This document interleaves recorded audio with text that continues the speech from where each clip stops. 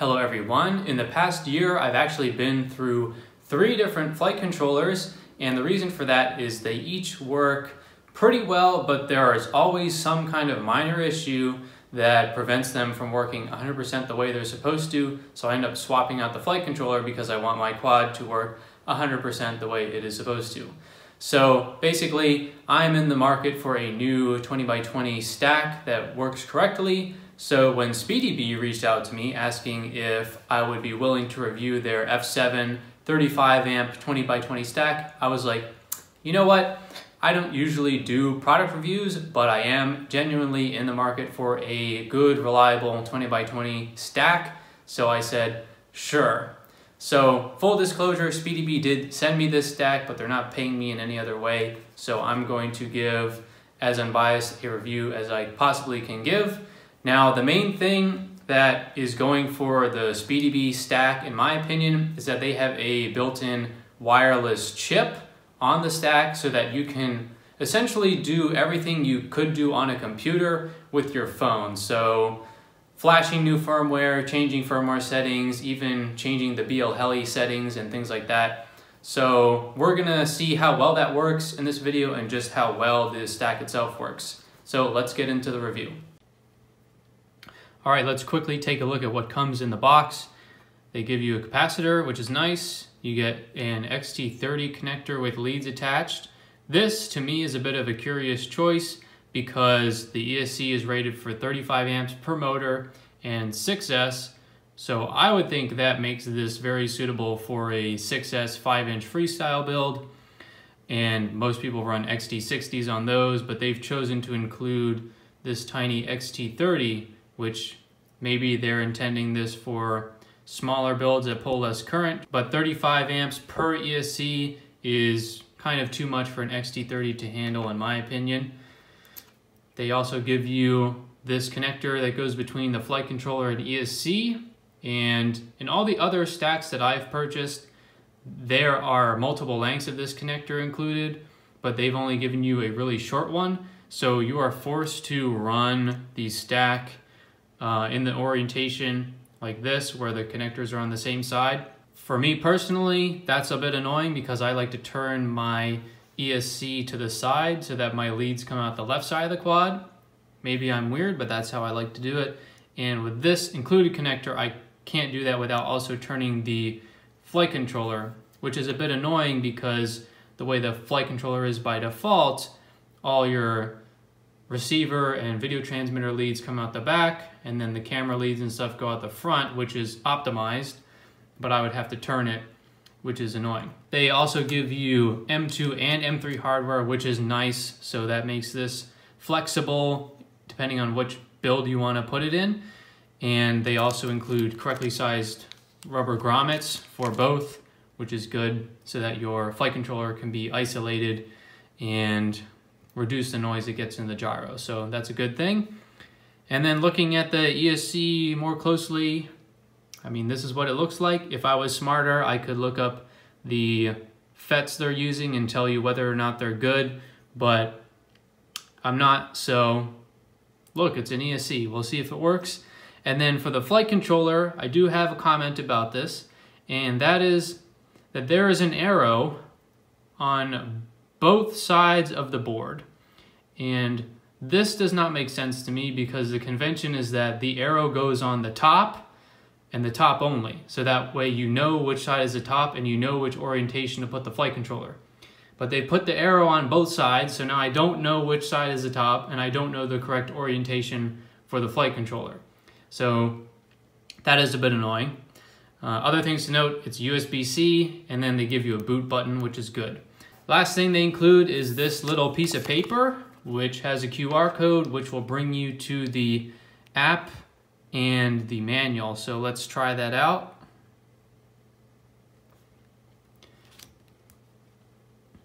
So you can see they have links to the 3 different app stores and then links to the manuals right below it, which is nice. So we have the F7 mini stack, that's what we've got. So let's click on that. And I was reading through this and I saw on the second page, right in the overview, it tells you that the wireless firmware flashing is not supported and the wireless black box download is not supported.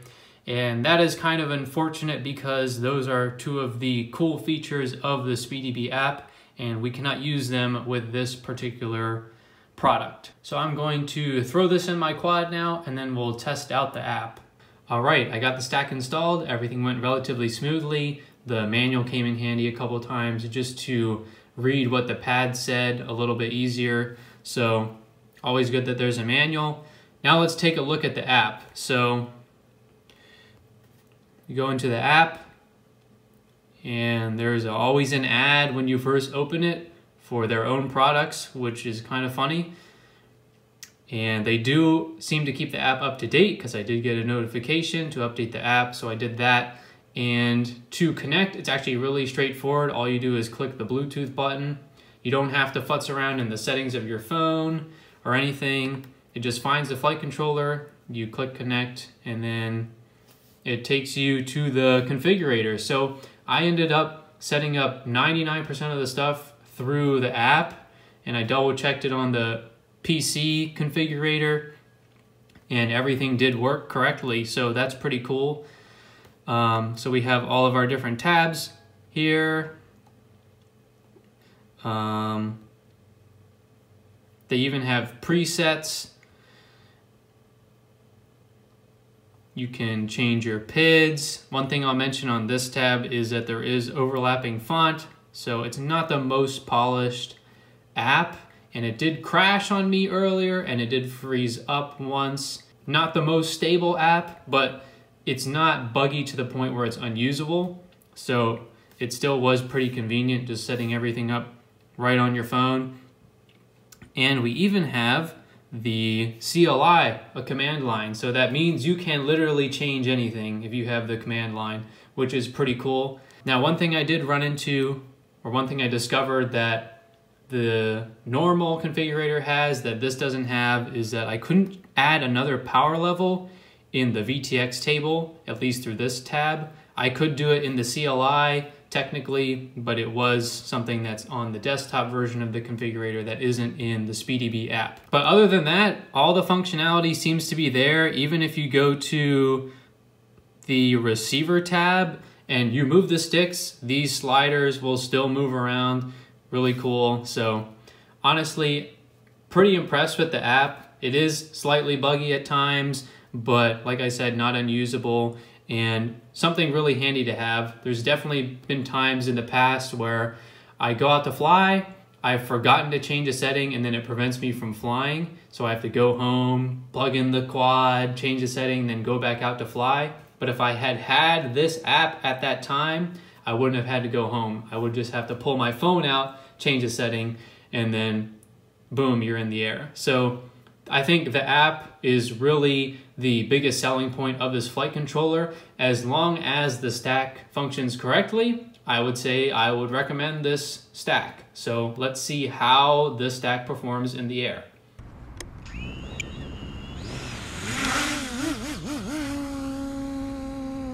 All right, so this is the third battery I'm putting through this stack.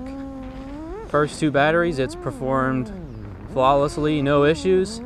So I'm running the TBS Unify Pro 5-volt video transmitter, and that's being powered right off of the flight controller. So the flight controller seems to be able to support that amount of current, no problem. And that's one of my requirements for my flight controllers, is that they can provide enough power at 5 volts for my video transmitter. That way I don't have to run the high voltage TBS Unify Pro, which is heavier. So it just helps me save a couple grams. So it's nice that this flight controller is having no problem with that so far.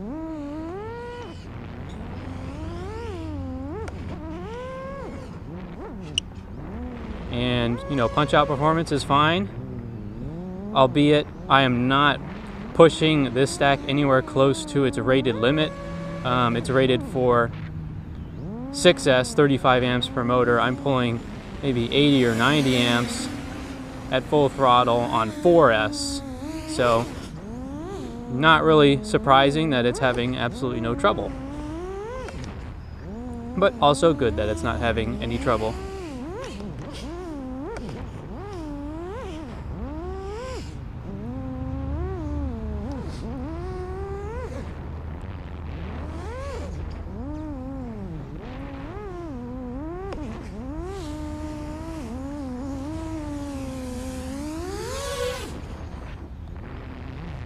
Now, the one thing that I did come across as I was making this video is that the ESC included in the stack is actually a BL Heli S ESC. It's not a BL Heli 32 ESC. And in my opinion, that's kind of unfortunate because everything about this stack has been great so far. You know, you can change everything on your phone. It flies fine. It seems to have a powerful BEC. But with BL Heli S, you cannot run RPM filtering right out of the box. And in my opinion, RPM filtering is one of the greatest features to ever come out in Betaflight or really any flight controller software. I've personally had RPM filters solve oscillation issues on a quad, so I really like it. I like to be able to run it, and out of the box with BL Heli S, you cannot run RPM filter or just bidirectional D-shot in general, which is unfortunate. Yes, there are those third-party softwares that can do it, but you know, you can't just plug it in and go like you can with BL Heli 32, and it's just straight up not the latest and greatest software. So would have been nice if it was a BL Heli 32 ESC. However, the flight controller is an F7 flight controller, so it should have plenty of overhead for future versions of flight controller softwares.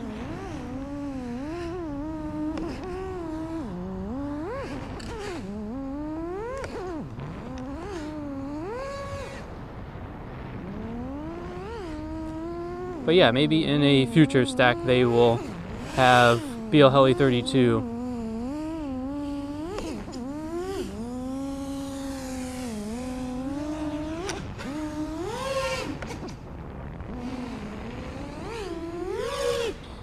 Also, there's no discernible video noise, so that's always good.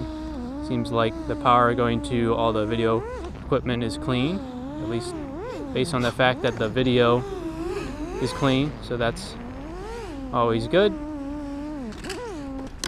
And we're out of battery. Final thoughts on the Speedybee F7 Mini 35 amp stack.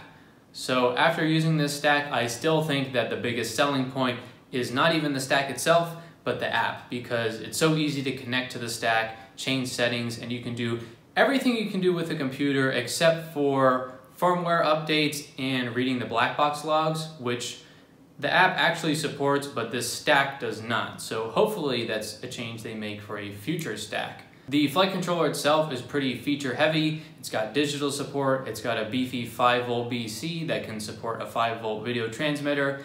It's got an F7 processor, so it should be pretty future-proof for future firmwares. But the ESC seems a little outdated. It's running BL Heli S and not BL Heli 32, so it did perform flawlessly, but you can't run bidirectional D-shot and therefore RPM filtering right out of the box, which to me is a bit of a bummer. So hopefully they update the ESC that comes with the stack so it's a BL Heli 32 ESC. And the last thing I'll say is that this is the first 20x20 stack that has performed flawlessly for me, which is really sad to say. I wish the reliability of stacks in this industry was a lot higher, but alas, it is not. And I can't even guarantee that this stack is very reliable because I am a sample size of 1. But it did work for me, so take that for what you will. That is it for this review. Let me know in the comments if you'd like to see more reviews in the future. I usually don't do these, but if you guys enjoy it, let me know and I can do more. And please like this video if you liked it or learned something from it. And if you got value out of this video or you're using an ad blocker, please consider supporting me on Patreon. Links to the Patreon, Discord, and Instagram are in the description below. Thanks for watching.